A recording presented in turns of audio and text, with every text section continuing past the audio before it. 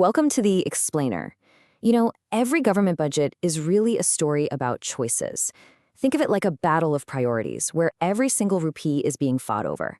Today, we're diving into a very specific battle inside Meghalaya's budget, the fight between paying for the past and investing in the future. So, are we funding creditors or are we building classrooms?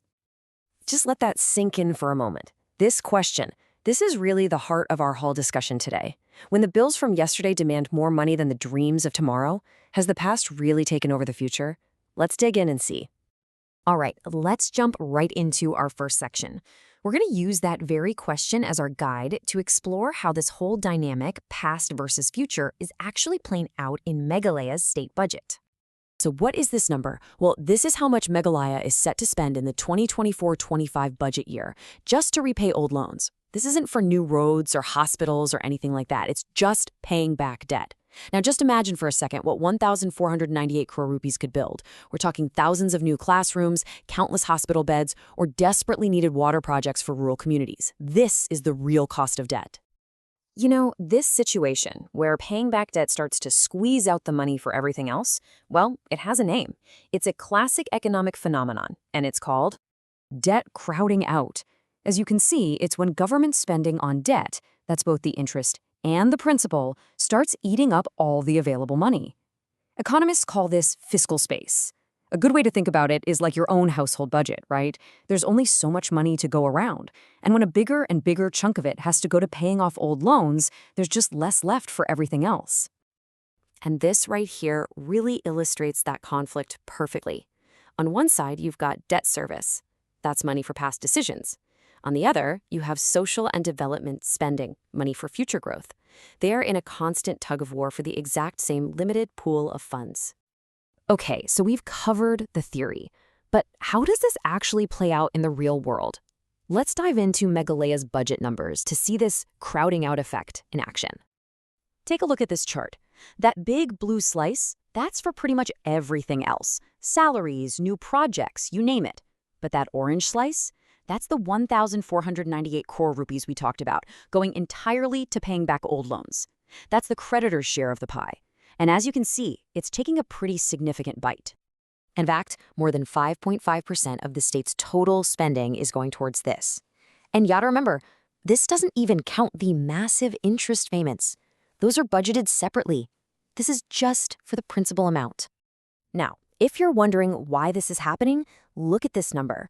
Meghalaya's total debt is hovering around 40% of its entire annual economic output, what's called its GSDP. To put that in perspective, think of the GSDP as the state's total income for the year. If your personal debt was almost half of your entire yearly salary, you can imagine how tough it would be to pay it off. But you know what? This chart tells the most important part of the story. The bar for interest payments is growing much faster than spending on education and health. This is debt crowding out, right here in front of us. We are literally investing more in our past than we are in our future. Okay, so we've been looking at a lot of numbers, but this isn't just an accounting exercise. These figures have a real, tangible human cost. This is where that abstract idea of fiscal space crashes right into the reality of people's daily lives. This is the fundamental trade-off, plain and simple. It's a zero-sum game. Every single rupee that goes to a bondholder is a rupee that can't go to a teacher's salary, or to buy essential medicines for a hospital, or to build a water connection for a remote village. These are the choices that are being made. So after seeing all of this, you have to ask yourself, whose slice of the public pie is growing the quickest? Is it our children, our patients, or is it the creditors who hold the state's debt? The numbers seem to point to an answer. But here's the thing. This information isn't some big secret. It's all public.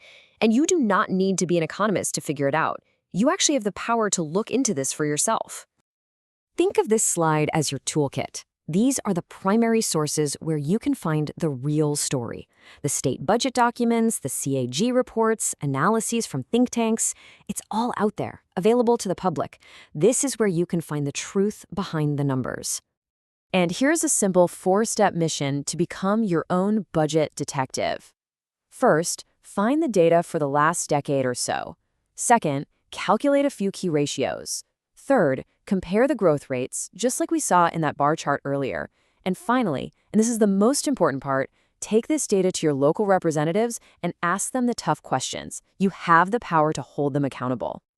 And that brings us to the final, crucial question you should ask about any government budget, really. Is it a tool for development, for building a better future, or has it become a debt-servicing machine, stuck paying for the past? The answer to that question, well, that determines everything.